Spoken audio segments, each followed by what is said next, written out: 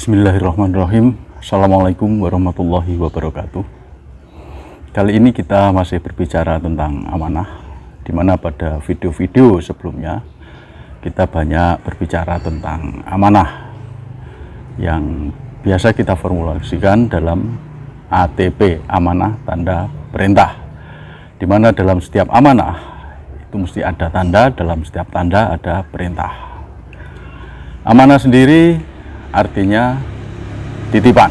Jadi salah satu arti amanah adalah titipan, di mana diri kita, tubuh kita, keluarga kita, anak kita, hidup kita ini merupakan amanah Allah. Jadi dalam aktivitas kita sehari-hari itu hakikatnya adalah menjalankan amanah Allah. Hanya masalahnya kita sadar atau tidak. Jikalau kita sadar bahwa ini adalah amanah, maka luruslah ketauhidan kita.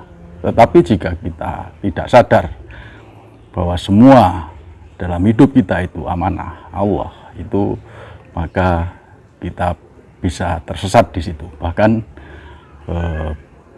kita akan terjebak dalam kesyirikan-syirikan, baik yang kasar maupun yang halus.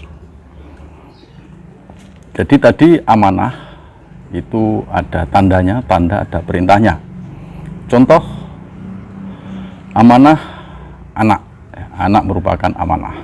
Tandanya belum bisa membaca, maka perintahnya masukkan ke sekolah atau ajari dia membaca. Amanahnya diri, tandanya belum paham tentang sadar Allah, maka perintahnya belajarlah dan berlatihlah tentang sadar Allah. Karena ini amanah Allah, maka perintahnya perintah Allah. Nah, disitulah kita dalam setiap aktivitas hidup kita itu dikatakan ibadah, di mana Allah Subhanahu wa taala berfirman dalam Quran surat Az-Zariyat ayat 56 yang berbunyi, "Wa ma khalaqtul jinna wal insa illa liya'budun." Di mana jin dan manusia itu diciptakan Allah hanya untuk beribadah kepadaku, kata Allah. Jadi kita dalam menjalankan hidup ini itu harus bernilai ibadah. Kita hidup itu hanya untuk beribadah kepada Allah. Ini sangat jelas sekali. Nah, agar kita bisa menjalankan ibadah itu, maka setiap aktivitas hidup kita itu kita sadari bahwa itu perintah Allah. Jadi seperti contoh di atas ya, ketika anak itu merupakan amanah, Allah memberikan tanda anak belum bisa membaca, maka di situ otomatis kita menjalankan amanah itu, atau anak itu kita suruh belajar itu atas dasar perintah Allah, atau kita ngajari anak membaca itu atas dasar perintah Allah, bukan karena anak belum bisa membaca, tapi karena perintah Allah.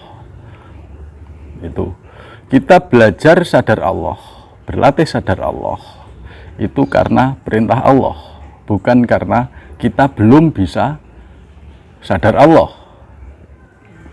Karena sadar Allah itu hanya sebagai tanda bahwa Allah memerintahkan kita untuk belajar dan berlatih.